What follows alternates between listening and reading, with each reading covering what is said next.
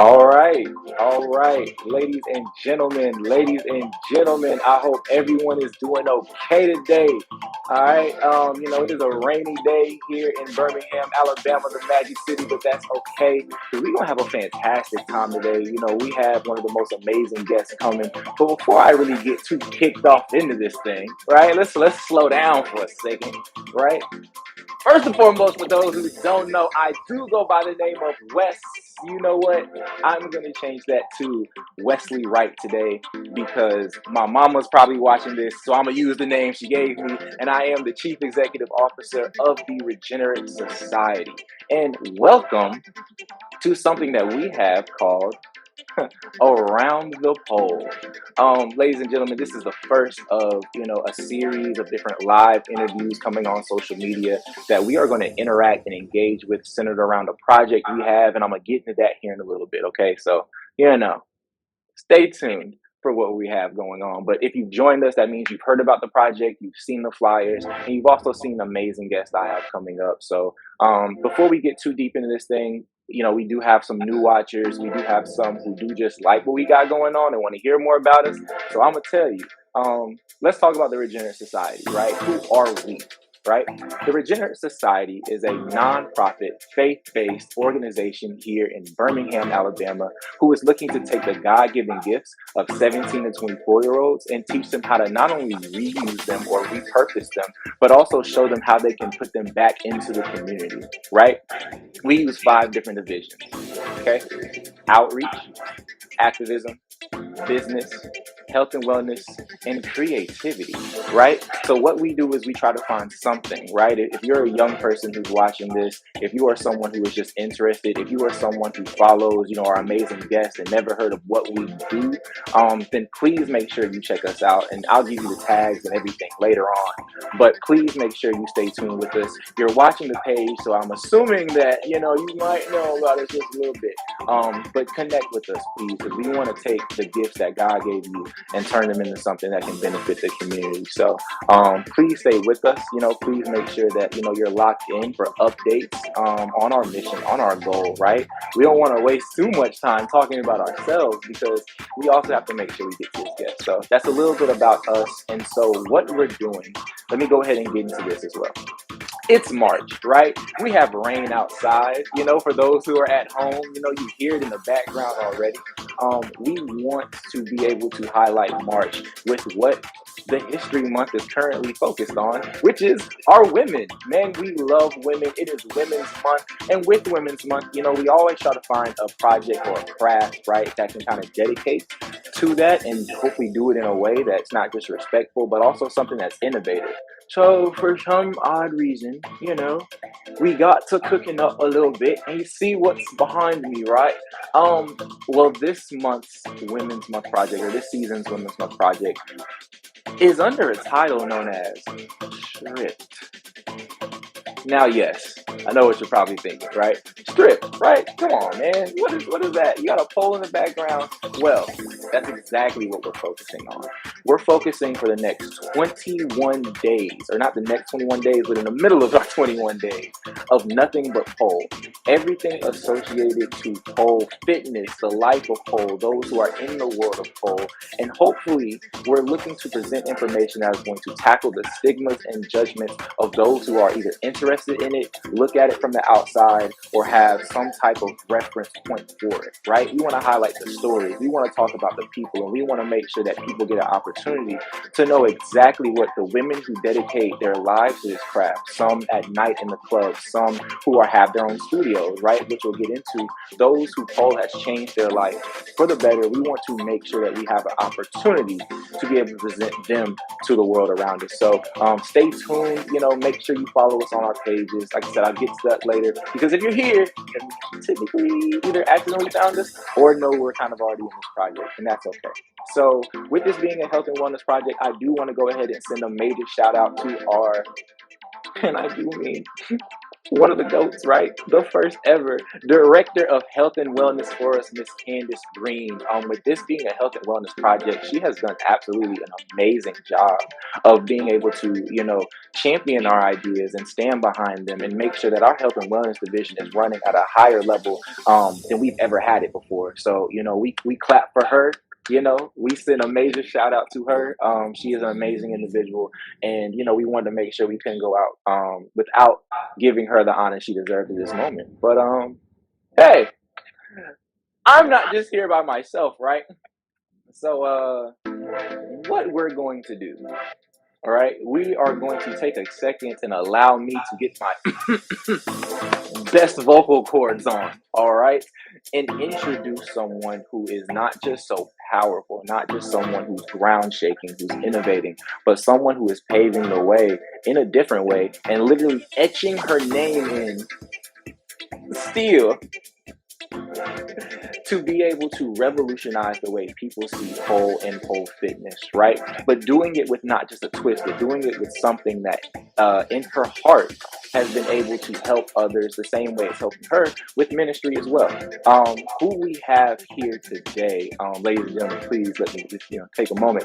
She is the founder of, for those who are in Colorado Springs, Colorado, the founder of a studio known as Pole Revolution, and now the owner of a studio in South Springs Pole, with new developments coming in, which she will tell you about just a little bit later. And also, I know you read the headline, I know you read the title, and you read it right. This revolutionary reverend, you see what I did there? All right, that was pretty good, right? You see what I did there?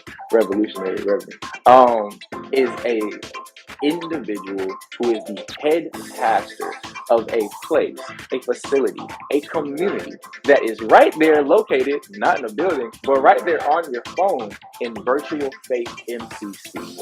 Ladies and gentlemen, without any further ado, I need you all to go ahead, hit the like button, hit the shout out button, and go ahead and make some noise for Mrs. Diane Martin. And I do mean Mrs. and Pastor. Make sure you get it correct. Pastor Diane Martin. Ms. Martin, how you doing today? I am doing great. How are you? Hey, we are fantastic. We are actually happy to have you here today. I hope all is well. So, hey, me and you have had an amazing opportunity to, talk and connect. And, I thank you. And I do mean humbly thank you for allowing us, to be a part of your journey in some type of way, because you didn't have to answer the phone. We hit up a lot of people and we said, hey, we did our research. We said, hey, who are some people that are, changing the game for not just poll, but have made history or made some type of storylines in it. And when I sent you the email, I wasn't, I was a little sure. I said, okay, maybe she'll get back with me, and you got right back with me, and supported us along the way. Thank you so much for being here today. We appreciate you, and I'm excited to talk with you today. I hope you are as well too. Let me know. I can get someone else. Let me know. No, I'm excited about this. You do have that music going in the background again. I didn't know if you wanted that on. No, you're good. You're good. We're bringing that down. You don't have to see. You don't have to worry about that. We bringing that down. That we just gonna slide that down for you, man. Oh, I'm on the roll. It's the rain. But yes, all right. Hopefully, audio wise, we should be good. You see what I'm saying, Markel? The feel of it. But yes, talk to us. How are you doing today? How's everything? Where you are at the moment? I am great. Right now. I'm in Wisconsin because I'm living part-time in Colorado and part-time in Wisconsin, and I'm in the process of opening another pole studio here in this small town of 1,400 people. I had to go to this city council to get approval. Oh, see, we're already getting into the good. See, all right. See, we're getting into the good stuff. We're getting into the good stuff. Continue. Yeah. So they said, you know what, we're just going to call this a fitness studio, and you're good. Okay. And it's really ironic that you said this, and without me really kind of going into it, it's really interesting how so many people have that same story, right? On trying to develop new facilities and trying to develop new opportunities for this. So I think that what your story is going to do is going to back the words of a lot of people who are in your same position. So hey, I got a bunch of questions for you today. Is it okay if I start asking some questions? Just ask away. Is it okay if I get in your business for a little bit? Just for a little bit. Just a little bit, right? Okay. Just for a second. Okay, cool. So, for those who, didn't have the privilege of, the honor of talking to you the way I did for a little bit, tell them about yourself, right? Who are you, right? What were your passion? What were your interests? Tell us a little bit about your childhood, where you're from, and then, take us on this journey of how we got here today, just for a little bit. Okay. Well, I grew up in a small town in Wisconsin on a dairy farm. Life took me to Colorado. A bunch of twists and turns. I ended up in seminary. I never really planned to be a pastor. It was not on my list. I couldn't even imagine myself being a pastor. I had never known a woman pastor, honestly. But I ended up on that track and ended up realizing that one of the things I love more than anything is preaching. I love that preaching moment. And that's basically one thing that has kept me in the ministry. I was ordained in 2004 and served a church. And then in 2008, I left that congregation and moved back to Colorado. And just on a whim, I took a series of introductory pole fitness classes. And I knew that it was totally outside the box and would make people go, oh, what? But the thing is, I loved it. The first time I did my first spin around the pole, I loved it. I smiled like I hadn't smiled in a long time. I just felt like a kid again. And it was just amazing. So I stuck with it, even though I was the dunce of the class. I was probably 20 years older than the average student in the class too. And, but I loved it so much that I stuck with it. And eventually then, 3 years later, I decided to open a very small studio, and it grew into Pole Revolution, which is still in business today, a great business. And I stepped back from that and opened, even on a smaller scale, South Springs Pole.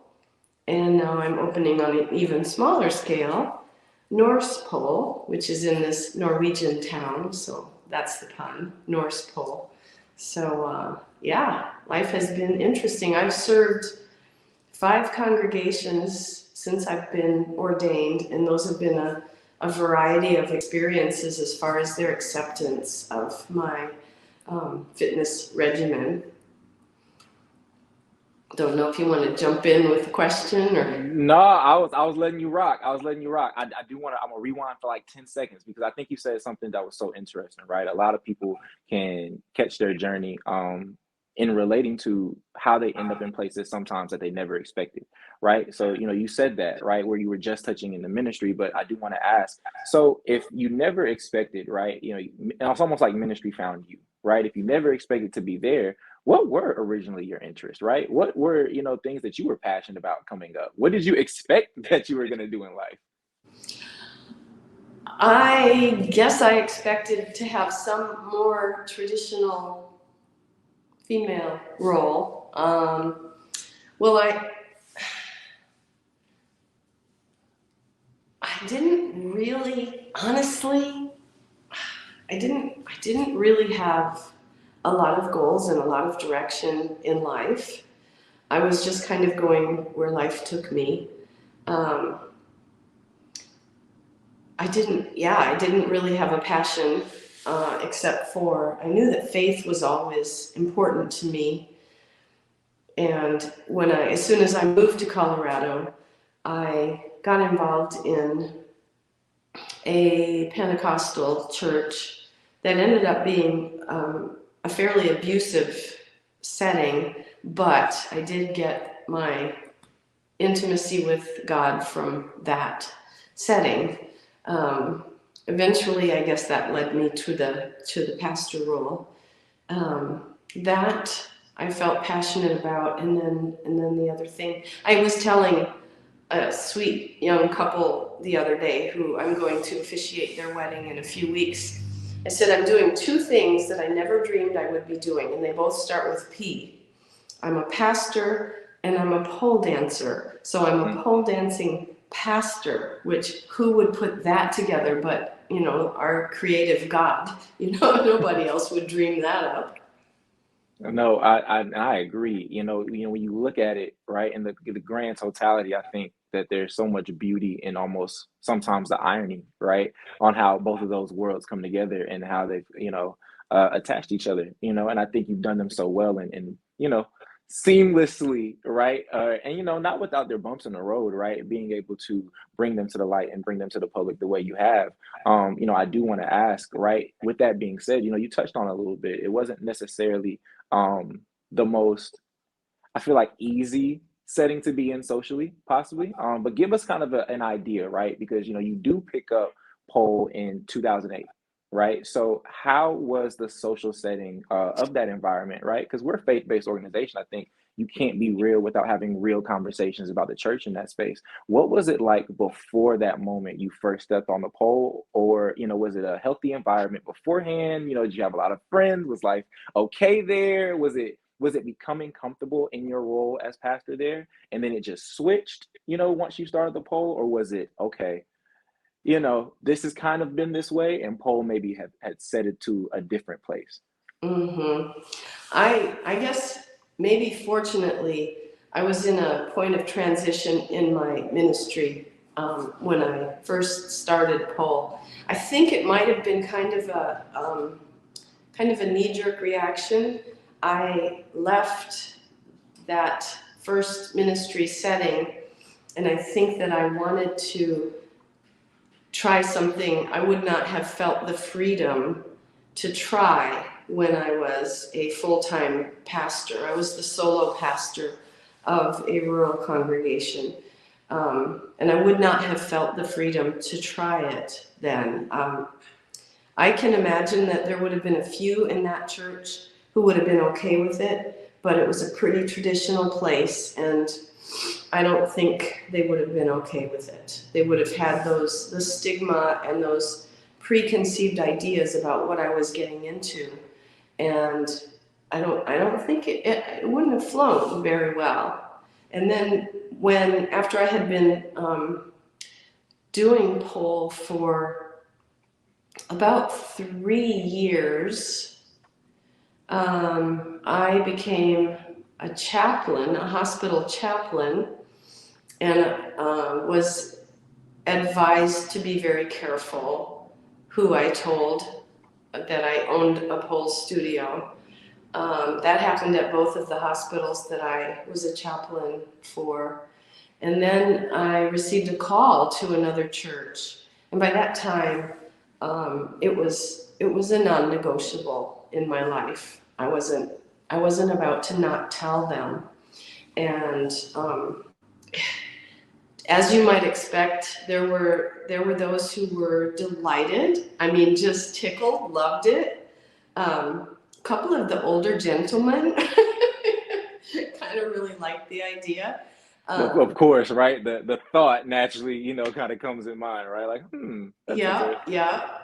Okay. Yeah, and I knew that they were thinking of it in a totally different way than I was, but they would tease me about it, and I would just chuckle with them, and then walk away. But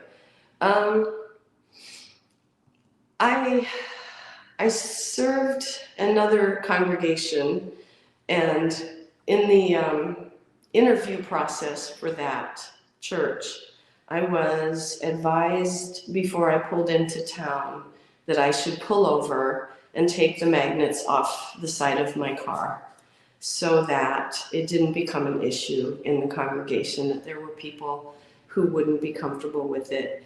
And, you know, in hindsight, I should have seen that as a red flag and maybe not accepted that call. I mean, they were telling me right up front, this is going to make us uncomfortable. But we never know the impact that we have until much later. And so I thought, well, I'm going to just go with it. If they call me, I'll go with it. And I did. And it lasted a couple of years, and it just wasn't a very good fit. But again, I don't know. You know, God probably led me into that setting, and I'm sure I made a difference in some lives there. So it wasn't a waste of time. I learned and grew through the experience some things about being transparent and really being who I am, and not letting anyone shut down any important part of who I am. No, I think that's, such a real conversation, right? Because at certain points, and one of the questions that we were going to kind of get into is, what were some of the realities of that, for yourself, right? Because when you start something like that, we've all been in leadership positions before, so we know kind of the weight or a little bit of the eyes or the expectations on how somebody's going to view this, what are the thought processes, but also it's something that you fell in love with, right? So, which we'll touch into for a little bit, is it wasn't easy, right? It wasn't an easy start, right? You and Paul didn't meet and just fall in love, happily ever after. It took some work to say, okay, I'm coming back, but I'm going to get better. And now you have to balance that uncomfortability of, okay, when I leave this studio, now I have to kind of look at people who are going to view me in a certain light. So how did you manage that, right, within yourself? Did you have to reason with yourself on, how I was going to talk about this, how I was going to approach this, who I was going to address this with? How did you get yourself to the point where not just, you were comfortable with this, but, maybe other people, or you could help other people be comfortable with it? Good question. The first person, of course, who knew about it was my husband, and he's been supportive all along, partly because he just sees how much joy it brings me and how happy it makes me. I then immediately told my two daughters, who were adults, and I felt like I had this naughty little secret. I took them aside. Guess what I did? Guess what I tried? And they were just as excited as I was, and they both started doing pole. They both became certified as instructors. One of them is still a certified instructor and still teaching at Pole Revolution and at South Springs Pole. So I had my little cluster. I had my group of people who supported it and understood that this was something. I had never had a fitness program. I'm not someone who went to the gym. I'm not someone who got on the track and ran. And never. Partly, when I was in high school, I had Guillain-Barré syndrome, and I was paralyzed for an entire summer. So I was a step behind everyone else. Anyway, in my fitness, my hips have always bothered me, so I couldn't do a lot of sports. So then I found this thing that I loved and that I could do. And gradually, it was like one person at a time. The first pole that we put in, we lived in an apartment at the time, and we put it in the living room, but we hung clip lamps on it to make it look like a pole lamp in the middle of our living room to disguise it. And then I took the lamps down, moved the furniture when I wanted to practice. But eventually I told my parents, and they came to visit us, and I did some spins and a couple of moves, and they were very impressed. And they didn't have the issues with it that some people might have had. And it really means the world to me now that my mom is so proud of what I've accomplished. I have her support. And so, really, who cares what anyone else says? And then friends got interested and started asking for lessons, and that was awesome. And that's when I decided that, my leadership in the church has equipped me to teach people to do this thing that I found really challenging at first because I had never been in shape, and that maybe I could teach since it was not easy for me to learn it. Those folks make the best teachers, right? I mean, if you really have to break it down to learn it, you're going to be able to teach it. And I put a little ad on a poll page on a website that would link people to studios, and I had one poll in my living room, but I listed it there, and I started getting students, and they kept coming. So I started looking for a bigger place, just a place where I could have two polls, one student poll and one instructor poll. And the place that we found that we could afford had enough room for 5 polls. So here we are. Then we're opening on a big scale. And we were, at that time, the studio that I had taken lessons at only had 3 portable poles. And so we were big time compared to anything else that was in the city then. There's 2 other pole studios now, and they're doing great. And I think competition is also always really good. You need to have somebody else doing what you're doing so that you stay on top of your game. But it took a while for me to have the courage to actually go public on social media with what I was doing with my pole fitness. I think even at first when I opened Pole Revolution, I don't think I put my face right out there because I had, been advised to keep it a little on the down low, and so I did. But I think gradually, it's been a very gradual process of starting to say, you know what, whatever, this is who I am, this is what I love.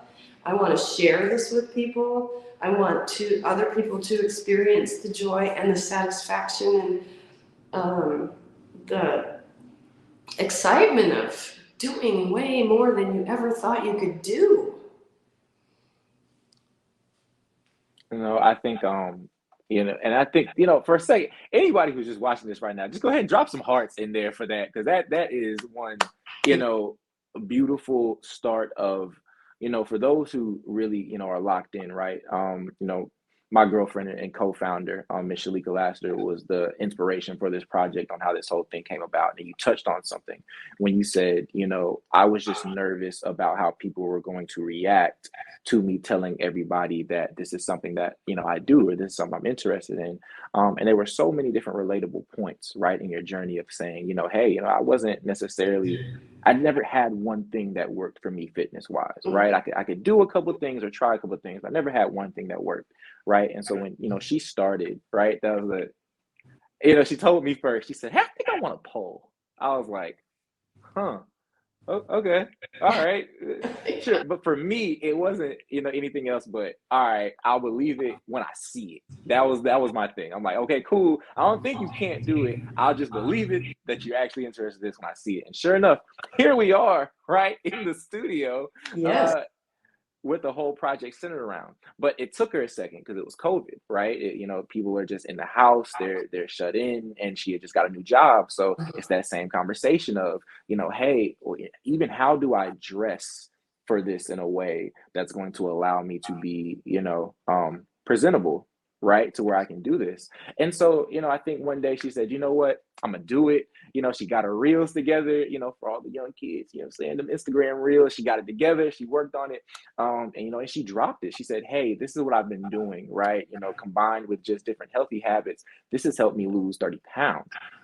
And like something in that message that's so beautiful still comes with a different level of stigma and conversation and everyone's opinion, to where not it was a little bit more of an up and down reaction, right? You had some who were like, I love it, I completely stand by it, girl, keep doing your thing. You had others who were like, you know what, I love the confidence, couldn't be me, but I love the fact that you do it. You had men that would unfollow, you had those that jumped in her DMs and said, you know what, Yeah. how about if I put one of those in my house, right? So there were so many different, wide-ranging reactions as to someone doing just something that was going to benefit their own life, that, it inspired us to say, hey, maybe there's a conversation for this project. Maybe there's a bigger conversation here. So I'm so glad you touched on that, because that's not an easy road to go down, right? Which leads me to one of my next questions.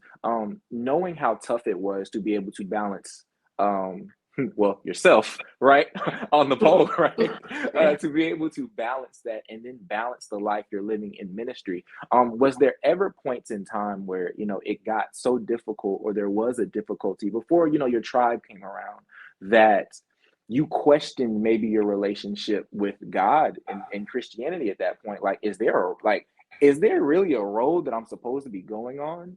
For those who are criticizing you for something that's helping you, naturally you would think it might make you question kind of what's going on, right? How can something that helps me really kind of have this, not vitriol, but just this uncomfortability around it, right? And then more importantly, right, because Miss Martin, right, you've been 20 for the last a number of years and you look fantastic, right? But even when you told me the story, you weren't the youngest person starting, their journey in pole. So that makes for difficult nights, and then, moments of, tough hits, say, when you're sore, and, you have pole kisses and it's tough. That combination of physical stress with that mental stress and spiritual stress.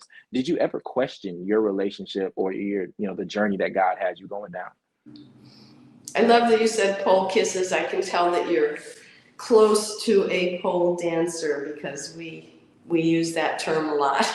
Hey, I be studying, you know what I'm saying? I be doing my homework, you know what I'm saying? I be teaching a little bit, Yes. And Go these ahead. chalices, these are badges of honor. Your war wounds, right? Yes, The yes. tiger stripes. I love it. Come Right. on now. Yeah. So to your question, honestly, I had been through some other pretty tough uh, situations in churches, and I had come to a place. I think it's important for every person of faith to come to this place where it doesn't matter to you anymore what the church says about what you're doing. If you know that you are operating in God's favor, then that's all that matters. So I felt like, is it Eric Liddell in the Olympics way back in the 60s? He said, I feel God's pleasure when I run. Um, I feel God's pleasure when I am exercising on the pole, when I'm writing a routine, me with no choreography training, writing a routine that I can in turn teach to other people, and they love it. I feel God's favor and God's blessing, and that matters more than what the church says to me. I have God's favor. Like I said earlier, who else could have put this crazy combination of things together? But that creative God that we love.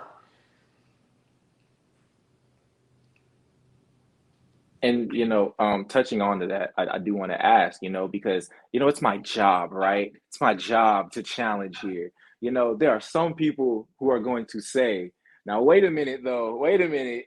If you're in pastoral leadership, You're not supposed to say it doesn't matter what the church thinks. You're not supposed to say that. So, with that being said, right, knowing all of that, um, I think I want to be able to flip the question to even ask, right? Yes, those are some of the challenges. And I think there's beauty in being able to say that this is how I experience, what God has for me, right? I have a best friend, I'm the godfather to his son who, we was talking on the phone and I said, he always looked at me when we were, for some reason, working our way towards an NBA contract. And I love it, right? Because, we're just dedicated to the gym. He always looked at me and he said, "Hey, Wes, there is no other place I feel like I hear God clear than when I'm in the gym." Right. I feel like I've been in churches and, I've done the Sunday settings and, and that's cool. That's great. But I feel like there's no level of clarity that I hear God any higher than at this point, right? And clearer than this point. Talk about what that means for you to be able to have that, right? And maybe how it refuels you or does it recharge you to be able to pour back into other people because you do have to have that type of relationship with yourself, I imagine, right? Yes, and that's a great way to pull that together. You notice that I haven't left the church, no matter what they say about what I'm doing. The church that I'm affiliated with now, in person, and I'm doing Virtual Faith now also online, but the church that I'm affiliated with in person is very proud of having me. I fill in for their pastor when she's out of town. So they're proud of what I do, and I don't have to hide it. In fact, I think they get disappointed if I don't talk about it a little more often. But saying that it doesn't matter to me what the church says about what I do doesn't mean the church isn't important to me. That is God's people. That is Christ's body. That is the hands and feet of Christ. The church is the expression of God's love in our world, and we would be a very lost place without it. So while I haven't bowed to the opinions of some in the church, I still very highly regard the role that the church has in the Christian's life today. And I think those who roll solo and don't affiliate with a church really are missing an important piece of what it means to be a Christian, that we need that fellowship and we need that community, and it does build us up, and it strengthens us to go out into the world and share God's love with even those who don't love us or don't love what we do. And you're hitting right on, you're coming down second base, right where I'm trying to swing. And the next question of me asking, cool, we've talked about some of those darker sides and some of those negatives. When you do decide to finally put up that flyer and you finally install these polls and you finally get to the point where and I feel like for me it's music, right? You get to the point where you can say, hey, I am not just trying to learn this, I do this, right? What were some of the benefits, right? What were some of the positives, some of the impacts that you were seeing, not just on yourself, but also on those around you, right, as you were going through this journey? Oh my goodness. When I started teaching, I couldn't believe the difference that it made in people's lives. I have always thought of the human being as, we have many facets, but the word integrity is based on the word integration. And when we can bring all of those facets of who we are together into one person, that we are becoming more complete in our faith. And so physically, that was the first benefit that I experienced. I was doing pole for about 2 months, and I just noticed the size dropping off my thighs. It just started happening, and I started getting in shape, and I was stronger, and I was more flexible, and I was able to do more just around the house in everyday life.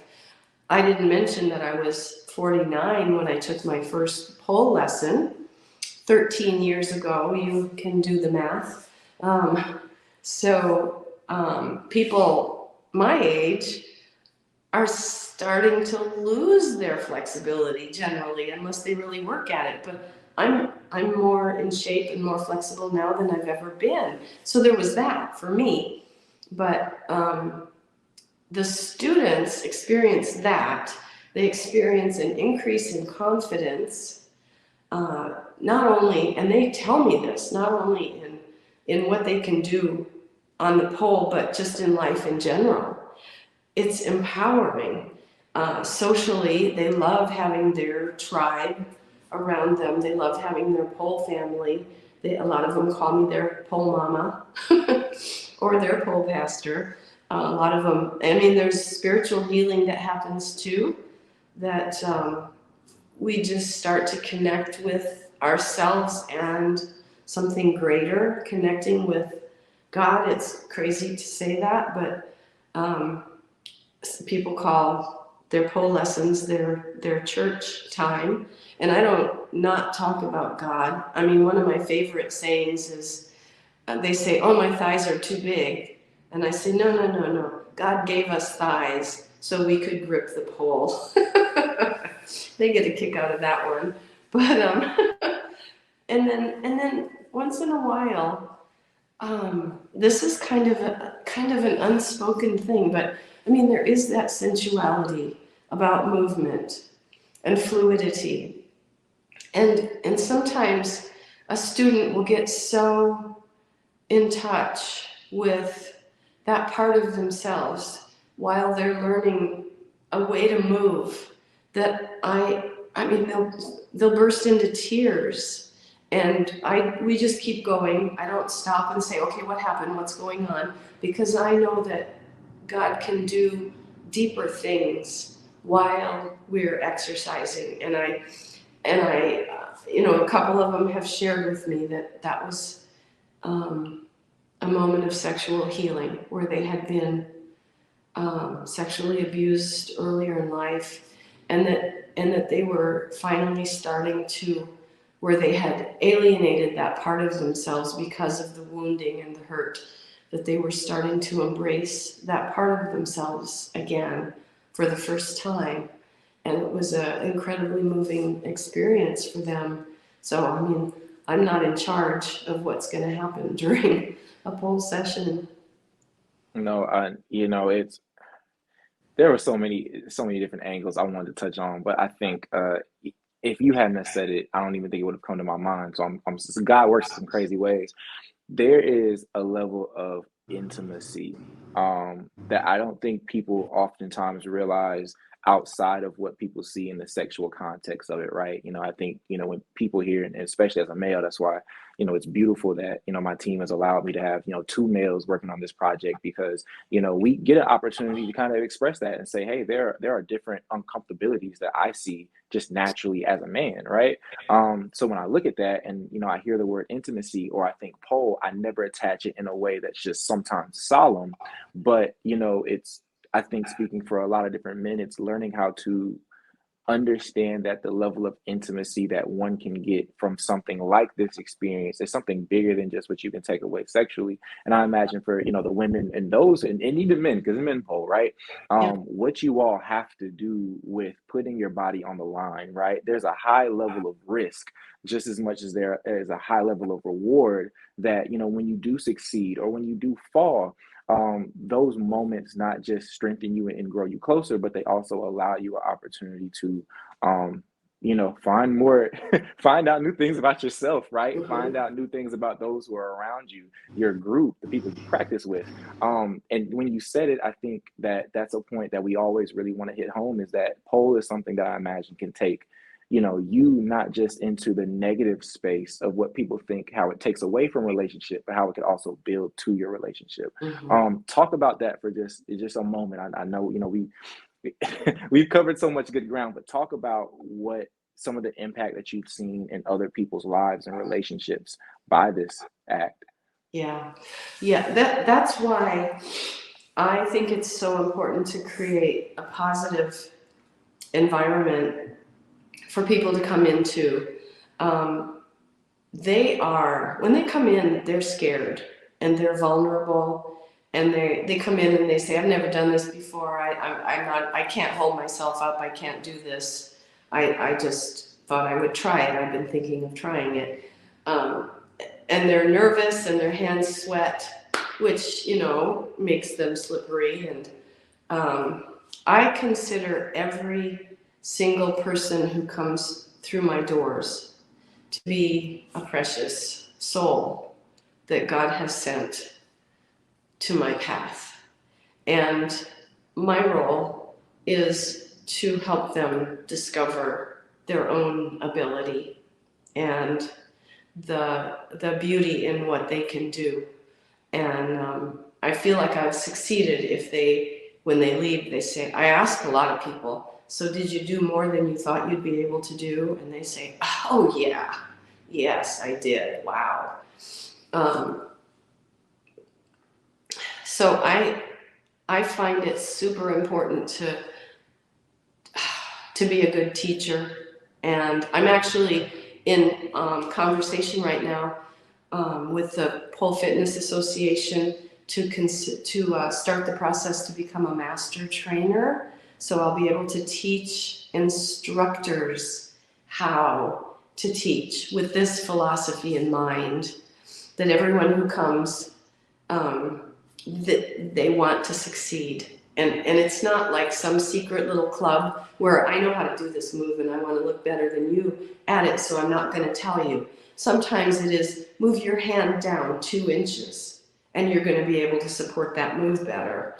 Or just a tiny little tip, and that comes from listening and watching, and this is where the pole and the pastor intersects, because I've learned how to listen and watch and get a sense for where someone is. Then when they've had that good experience, they can go home to their spouse or their partner and their family members and feel more confident. I've had husbands come to me and say, she's been talking about doing this for a long time, yeah, and thank you for providing a safe place where she could learn it. How many lessons can I buy for her, They're just grateful that it isn't some kind of a place where they know their wife is safe. They're not compromising her safety or her integrity or anything. They know it's a place where she's not going to get hurt, and that means the world to me, to have the confidence of the family members. And sometimes there are so many levels of impact, right, that I think that people can, start to achieve. We always say, sometimes it's not the home run that we're always trying to hit. Sometimes it's just getting people to first base, Yes. right? And being able to help somebody get to first base in a place in their life that, may seem so to the outside world, so different in opinion, in opinions that kind of circulate, and also in their own mind, right? For them, they say, hey, this is just a small step, but that small step, whether it be mentally, physically, or spiritually, helps take them to a level where they can be more for other people, right? So, if you're the husband at home, sometimes it's like, man, my wife always at practice, but then to see how she comes back and to see how refreshed she is or excited, right? I experienced that in my own relationship with just how, excited Shalika is to just talk about, hey, I got this pole trick down, or hey, check this video out.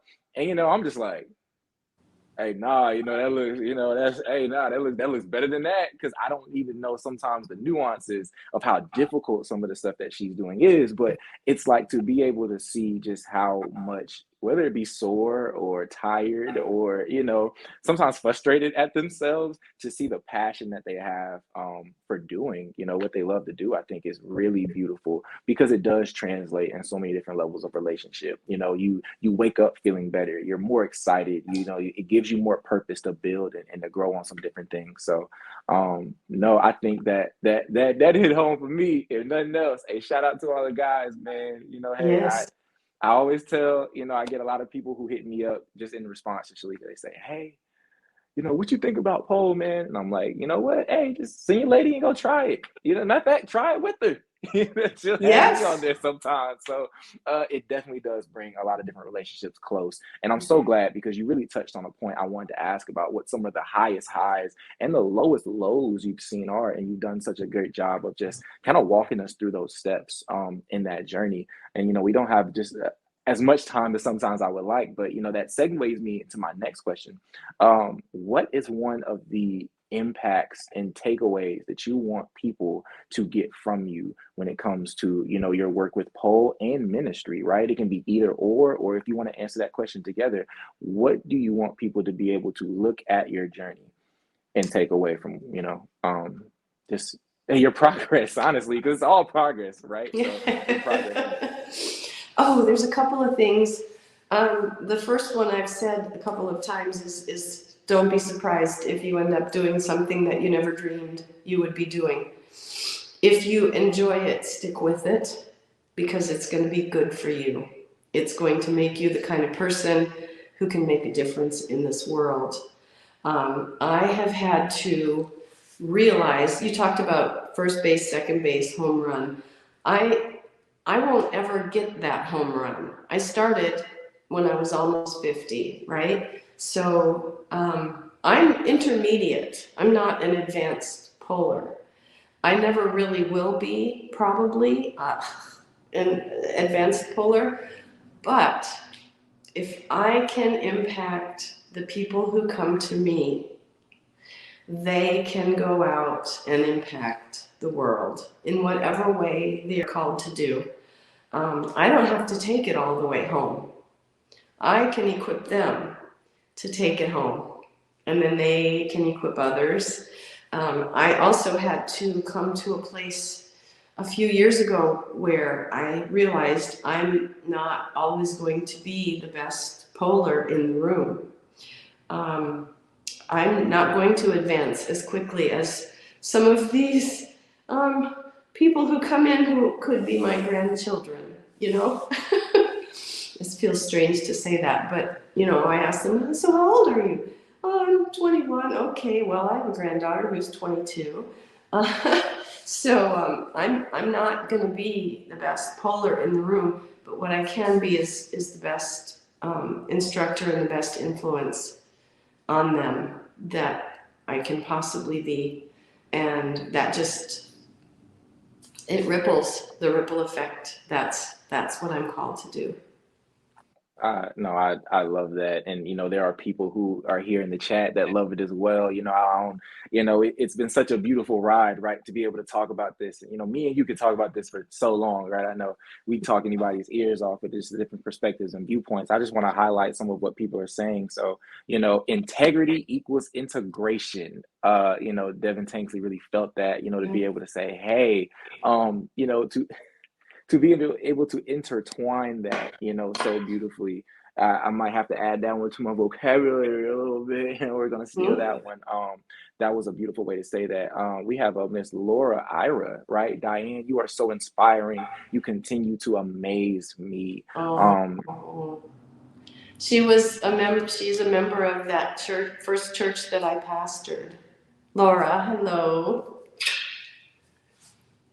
No, that's beautiful to see. And for us, part of this project is, so heavy in giving people the flowers they deserve while they deserve them. So, continue to, do the amazing work you're doing, because each and every person, whether it be they look back at this, right, and watch it, or whether they're watching now, is taking something away from, everything you're doing and everything you're saying. I want to go ahead and open this up for anybody who has questions. Is there anything we didn't cover in this moment before we start to transition into some of our final thoughts and we hear from Pastor Diane?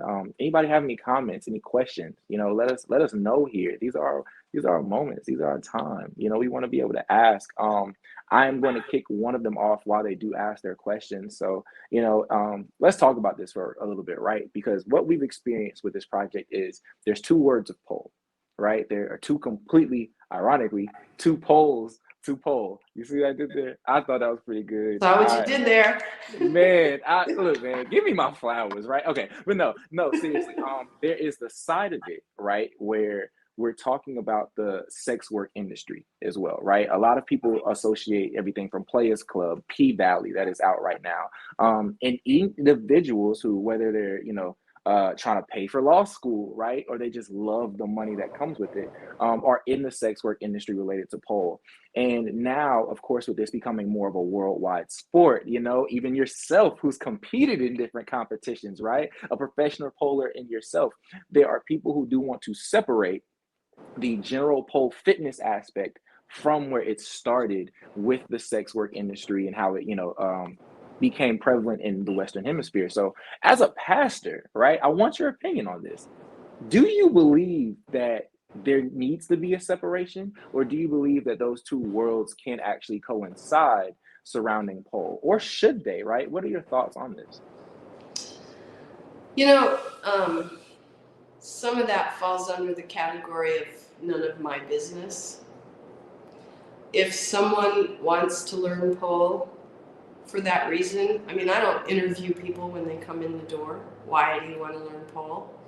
I have had a couple of women who had worked in the clubs in previous years and had left that but missed the art of pole, and so they came back just to learn more pole tricks and probably in a sense to come to terms with the parts of that they missed. I know that there can be destructive elements of that industry, and I pray that everyone who comes through my doors isn't going to be impacted by that. 99% of the people who come for lessons are certainly just doing it for their own enjoyment. Their own health. Yeah, Yeah. right. Their own fitness aspect. And the ones, who are coming for other reasons, I just have to trust that eventually it's going to be a positive for them too. It's a hard question. It's a really hard question, and that is where that stigma comes from, because people just assume. Your title, stripped. You're trying to strip away the stigma that is attached to it. Absolutely. But be careful. We might put it on a shirt. Yes. But of course, when people read that your title, of course it's where their mind goes. And I'm sure you did that kind of for shock value too. But you look online, you don't find much unless you search for stripper pole. Excuse me, I'm not taking all my clothes off here, but that is the stigma, and we just have to keep pushing past it. It's going to be in the Olympics here very soon, so everybody is going to have to come to terms with this as a legitimate, very strenuous sport. For sure. No, I see it, right? We see it every day, right? With this project, we do have friends and loved ones with people who are, in that side of it, and being in, for me, right? I grew up to the time my grandmother could kick my tail up and down the house. I grew up in church, right? So, I've also seen sometimes some of those moments where it's almost like sometimes the people who are never able to get hands on them, or for us, this is women's empowerment, right? We want to be able to empower all women until it's time to, right? So, and sometimes those are uncomfortable conversations. For us with the Regenerate Society, we always learn that, once again, it's like hitting a home run. sometimes, like for us, maybe it's a musical talent who, just performs secular music in that space, but they never knew or had an opportunity until you just met somebody that was open to you and loved you, right? For us, this project is predicated off Joshua 2, so for those who read it, I won't go into the full. I'm going to let y'all actually connect with Pastor Martin on that. But, for those who want the spark notes, it is the story, right, of how Joshua sends spies and he needs to hide them.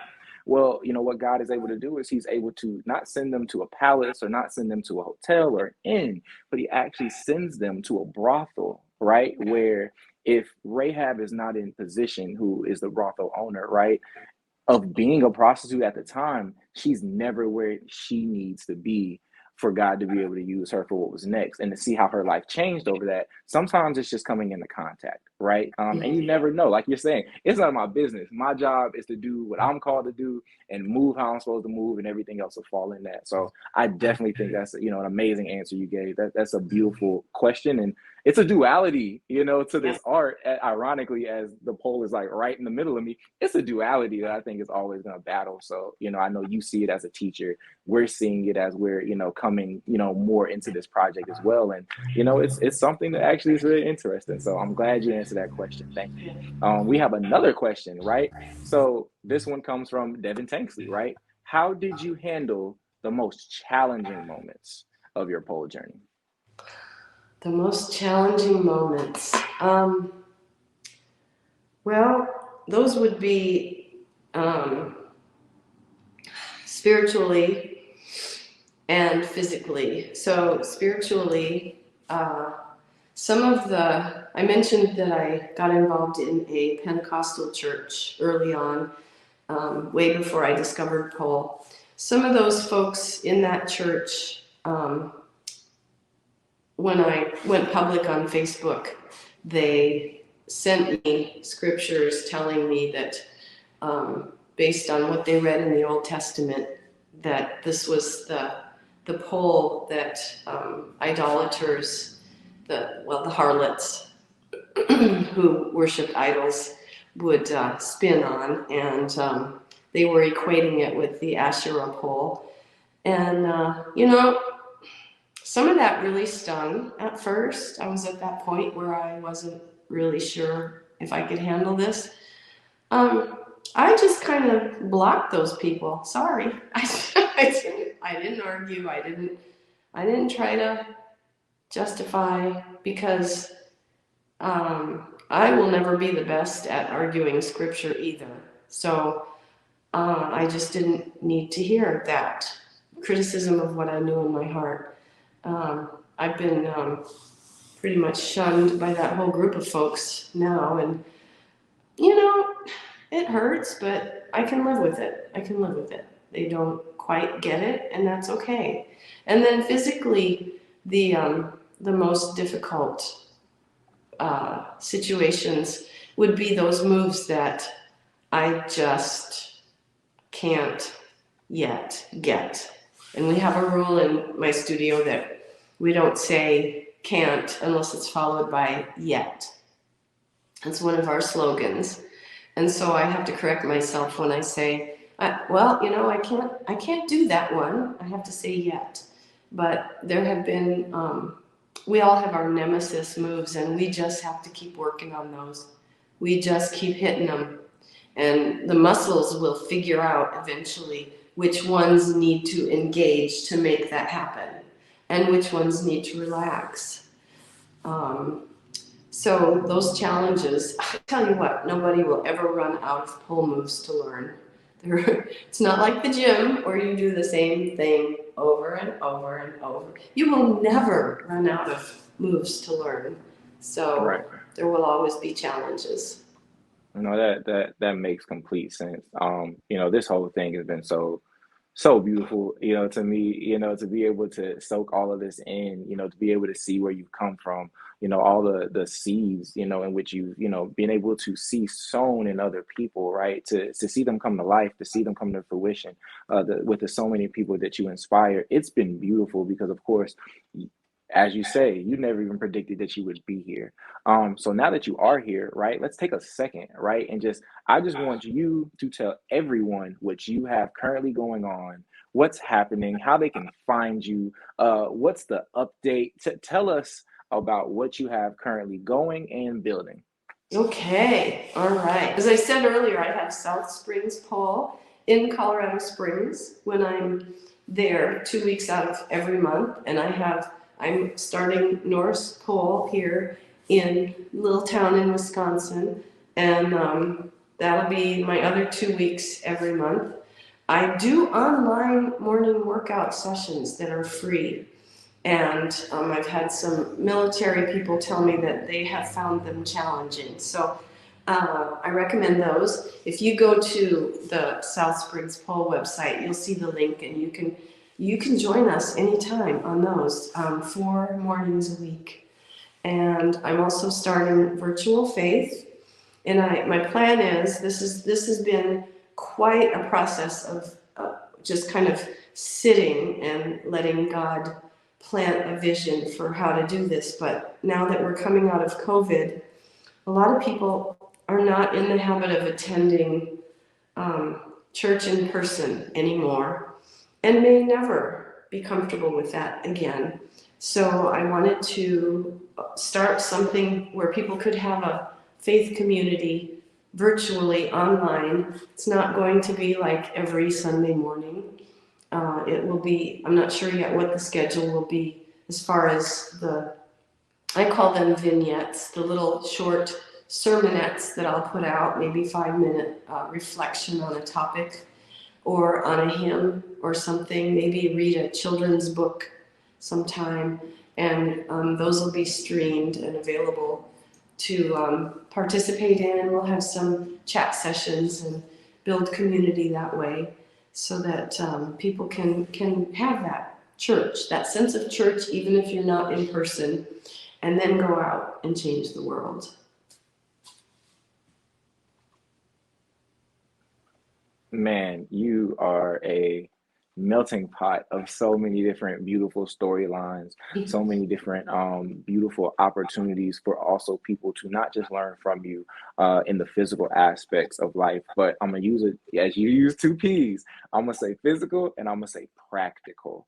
Because you get an opportunity each and every day with just what's standing in your house behind you now, to actually apply the things that you've learned, the stories, the hard times, the struggles, and be able to, climb your way up to the top of where God has you That's positioned. God, dog. right. Well, look, look, I don't know where I pulled that one out of. That might have been in my hood, but I'll take it. I'll take it. No, Pastor, this has been a beautiful conversation. I thank you so much for, coming online with us, and just joining us for this conversation. This has been absolutely amazing. I send you all the flowers as possible. Any other final words that you have for us before I kind of, I take this thing down? I just want to thank you for the opportunity. It's been fun. It's been great getting to know you, and I'm just excited about where this is going to go, both in your life and the lives of the people who follow you, and also what I'm doing. It's just wonderful. I appreciate it a lot. Thank you. No, thank you so much. And for those who are at home, who have enjoyed this, I pray that you guys have received something that is just impactful from this conversation, right? I want you guys to make sure that, our around the pole sessions, as she said, calling this whole project strip for this 21 days is so that, yes, we actually take away all of these different conversations and stigmas from, the aspect and the idea of something that could be so beautiful for your life. But in order to do that, we have to be able to highlight all of them. So if you all are interested in more information, not just about us as a whole team, but about our project, right? 21 days is a long time. We started March 5th, so I hope you're rocking with us. We're going to put up the hashtag right now, not the hashtag, but the @ to go follow us. Please follow us on social media right now, whether it's Instagram, Twitter, right? Clearly you're on Facebook watching this right now at the moment, at This Is Our Society. If you enjoyed this broadcast, make sure you like it, make sure you subscribe, make sure you follow the page as well too. So that you can keep up with so much great education and facts and tips, and you'll be able to find this as well too. Because if you want to watch this back, you got to be able to watch this back. But if you're also interested in connecting with us, please make sure, if you're watching this, on a laptop, like some of us do, please check out thisisoursociety.com. You can find out bios, you can find out who we are, what we do, and how we seek to impact the city of Birmingham and the surrounding areas each and every day with our amazing members and support staff. Once again, Miss Martin, thank you so much. I do appreciate you. This has been so beautiful. And I also, want to shout, because you met them earlier. I want to give a great shout out to our members who are here working with this, our strict committee who has been fantastic. Everybody who's been working behind the scenes, whether it be Mr. Devin, who's working behind the scenes, Chris, my girlfriend Shalika, who somehow backed me on this project, right? Amari, Jabria, Shamaria, Miss Nay, everybody who has helped us along the way. Thank you all. And to the team, y'all are fantastic. I think it's time to, come on down and finish our spin around the pole, Miss Martin. Thank you so much today. We're going to sign off, you guys. Y'all be blessed, all right? Thank y'all.